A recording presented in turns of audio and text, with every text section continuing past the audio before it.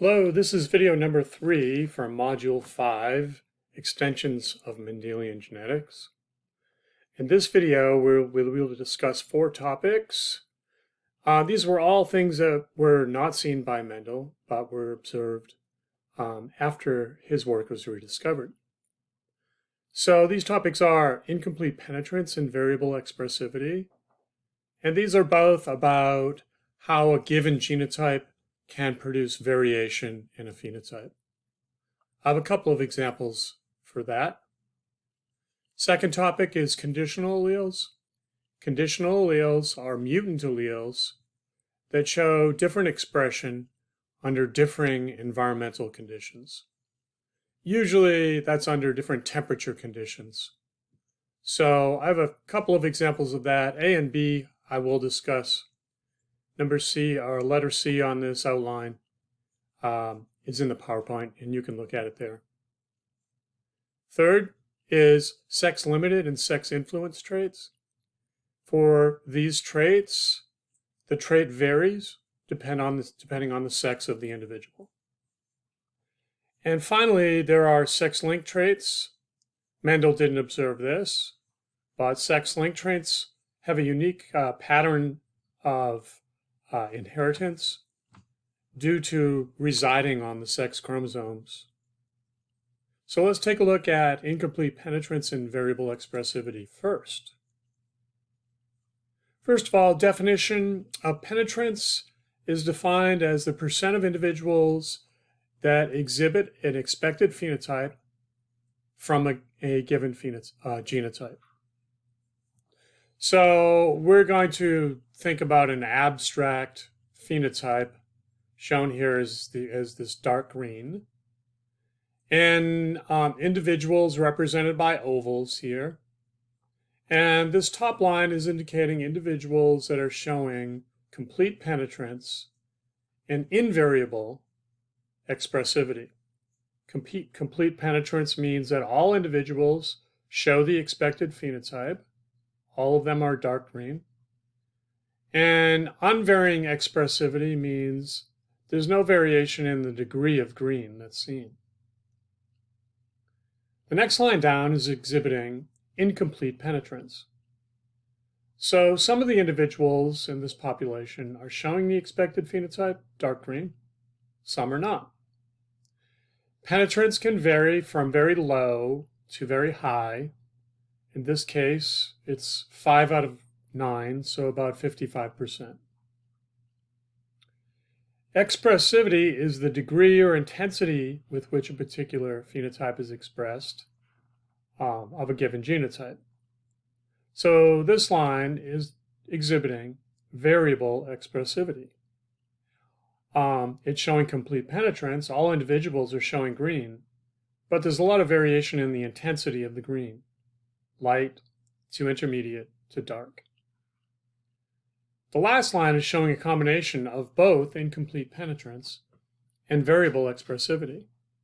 Some individuals are not showing the trait. That's incomplete penetrance. And those that do show the trait, there's variability in the intensity. So let's look at a couple examples of that. First example is seen in Inbred Beagles. They show variable expressivity.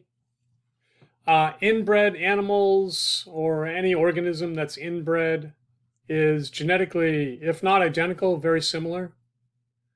So for inbred beagles, we would expect the same phenotype given that they contain essentially the same genotype. However, that's not seen for spotting pattern in inbred beagles. The spotting pattern varies quite widely from almost complete pigmentation to very scattered spotting. So that's called piebald spotting, and that's an example of variable expressivity.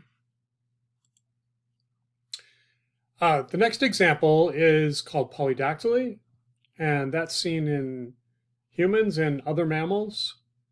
And it means additional digits, fingers or toes. This shows both incomplete penetrance and variable expressivity. Let's take a look at a pedigree showing how this condition, polydactyly, is passed on. It's a dominant condition, and in this pedigree, individuals with a filled-in symbol have polydactyly. Those that are not filled in don't. We haven't discussed pedigrees yet, so basics of a pedigree. A horizontal line between a male and a female. Male is indicated by a square, female by a circle is indicating a mating, and a vertical line from that mating is indicating an offspring from that mating. Affected individuals have a filled-in symbol, and in this case, for polydactyly, the numbers underneath are indicating the number of digits, top row on left and right hand, bottom row, left and right foot. So starting with this woman in generation 2, let's look at example of variable expressivity. She shows extra toes, and her daughter is showing polydactyly. She's showing extra fingers, normal number of toes, so that's a slight difference. But this daughter's son is showing polydactyly, extra toes and extra fingers, and on one foot, 7 toes. So that's variable expressivity, more extreme expression in this male than his grandmother or his mother. Incomplete penetrance is shown on the other side of the pedigree. Because this is a dominant condition, if you don't show the condition of your parent that had it, one would assume that you didn't get the dominant allele. So that's the case for this first son. He doesn't show it. However, in his offspring, he had a large family, 3 of whom were afflicted with polydactyly. Where did they get it? It must have been from him, because it's so common in his pedigree. However, he doesn't show it. So that's incomplete penetrance, lack of expression in this individual, even though he has the allele. Okay. All right, let's move on to the next example, conditional alleles. First of all, definition, a conditional allele is a mutant allele that expresses different phenotypes under different environmental conditions. The most common type of environmental conditions that vary are temperature. And the most common type of conditional allele is referred to as a temperature sensitive, or TS allele. For conditional alleles, the permissive conditions are those under which the allele results in a wild-type phenotype. For temperature-sensitive alleles, usually this is cold temperature. The restrictive conditions are warm or hot temperature that results in a mutant phenotype. Why do temperature-sensitive alleles produce different phenotypes under different conditions, temperatures, let's say? Well, this slide shows the basic explanation. The temperature-sensitive mutation, the conditional allele, is a mutant allele, remember, and this mutation destabilizes the protein, but only at high temperature. So this diagram is indicating the comparison between a wild-type allele and a temperature-sensitive allele, and the resultant conformation of the protein at cold temperature and warm temperature. For a wild-type allele, the protein is stable at both cold and warm temperature, and the protein can carry out its function regardless of temperature.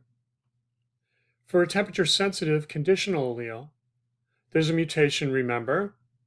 However, this doesn't affect the shape of the protein at cold temperature, and the protein is functional at cold temperature.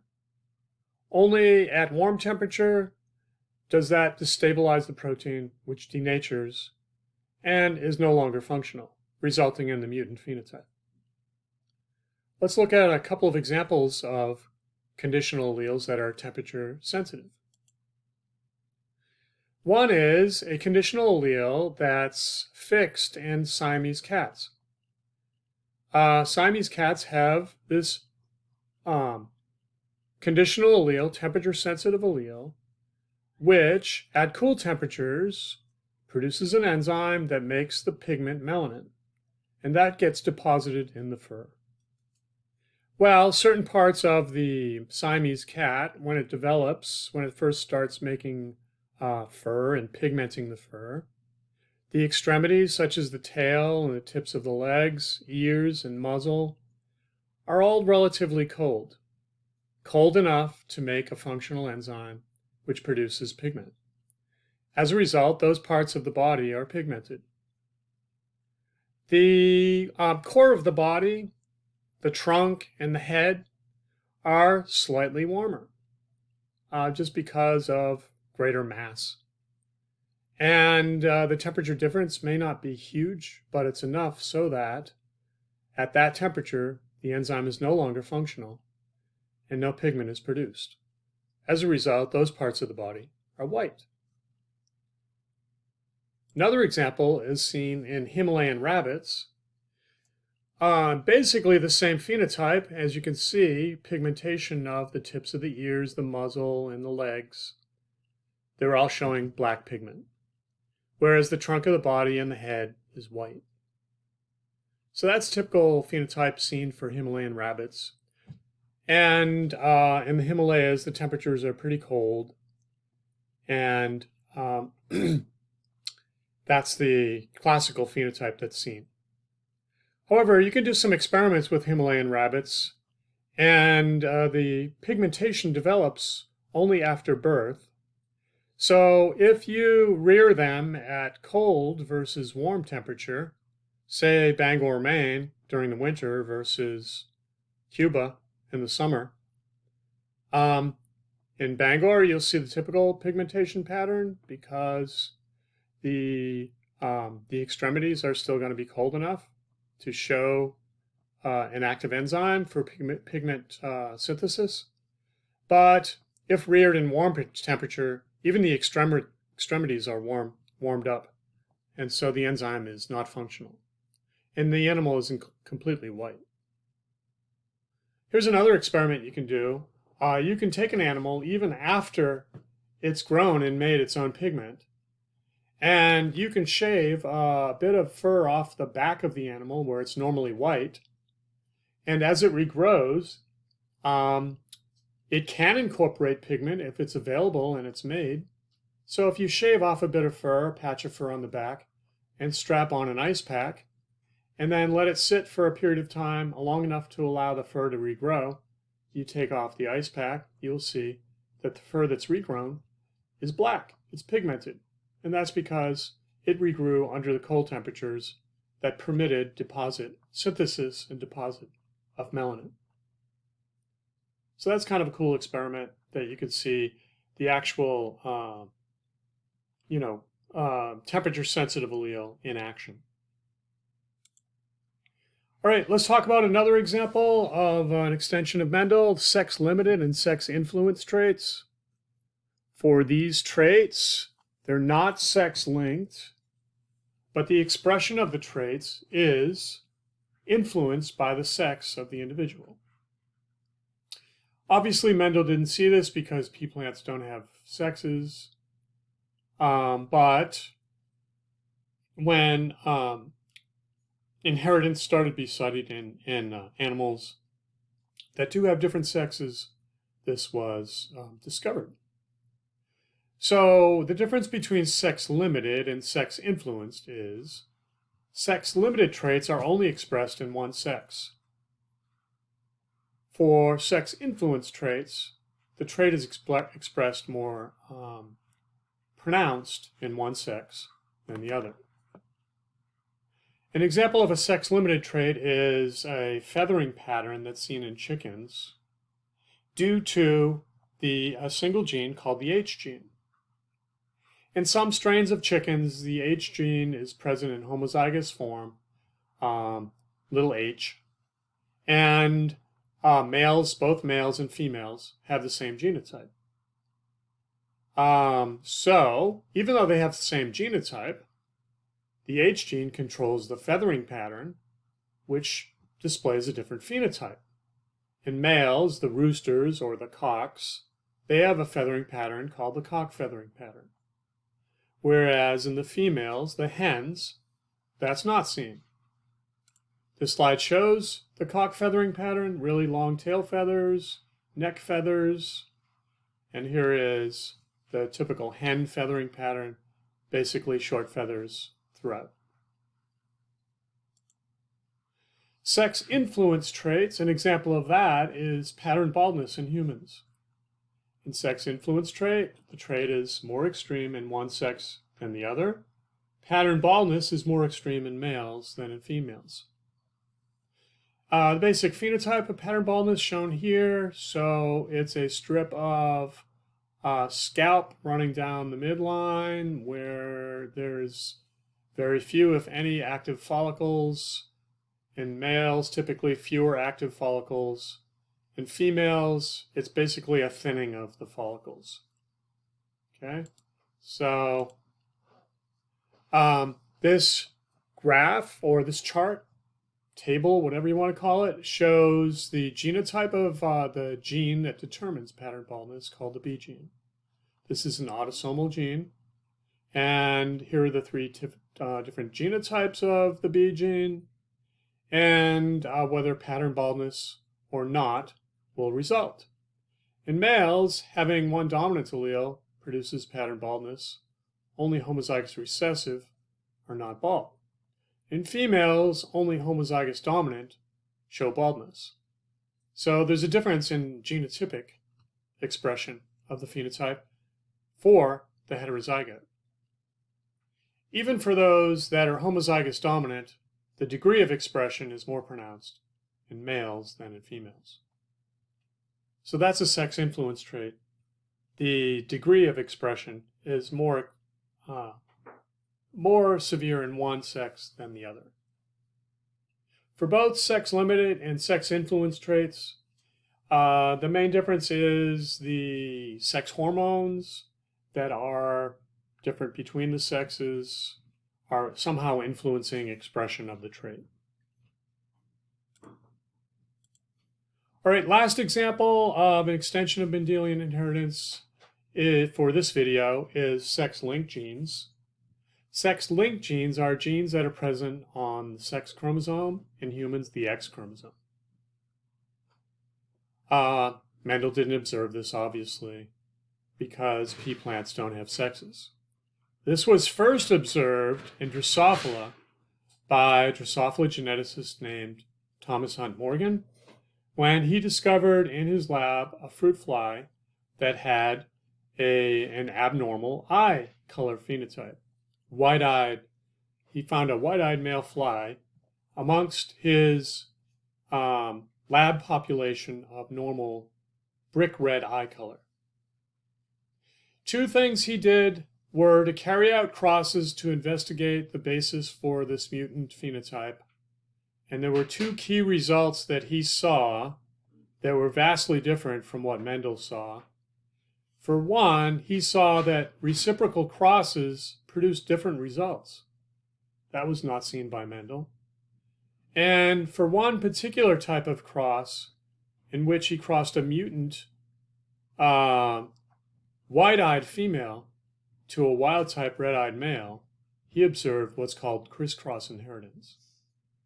So let's take a look at those just to illustrate them. First, just an add-on, for sex-linked genes or X-linked genes, males have only one copy, and they're said to be hemizygous for those genes. All right, so here are some key crosses that Morgan did, and here is a white-eyed male. Males having only one X chromosome are hemizygous. And the notation here is W indicates the mutant allele, and that's a null allele, producing the white-eyed phenotype. W plus is the wild-type allele, producing the red-eyed phenotype. So in this cross, mutant males crossed to wild-type females. All offspring get a wild-type allele from the mother. And females also get a mutant allele from the father. Females' offspring end up being heterozygous. The wild-type allele is dominant to the null allele. They express the red-eyed phenotype. Males have their hemizygous for the wild-type allele, and they also show the wild-type phenotype. Okay, so in this cross, the mutant allele coming from mutant phenotype carried in the male parent, all offspring have red eyes. If we do the reciprocal cross, now the mutant phenotype displayed by the mother, cross to a wild-type father, the males get a mutant allele from the mother and a Y chromosome from the father, and they express the white-eyed phenotype. The females get a wild-type allele from the father and a mutant allele from the mother. The wild-type allele is dominant. They express the red-eyed phenotype. So, two things here. The reciprocal cross produced different results. All red eyes in this case. Females with red eyes, males with white eyes in this case. That's not Mendelian at all. The second thing is this cross exhibits crisscross inheritance, which is a characteristic feature of an X-linked gene. When the female is mutant, all of her male offspring will also be mutant. Males inherit the phenotype characters seen in their mother. The F1 females are red eyes, and they display the phenotype that's shown in the father. So there's a crisscrossing with respect to sexes between the parents and the offspring. Well, that's it for this video. In the next video, we'll talk about non-Mendelian inheritance due to genes carried in mitochondria and chloroplasts. See ya.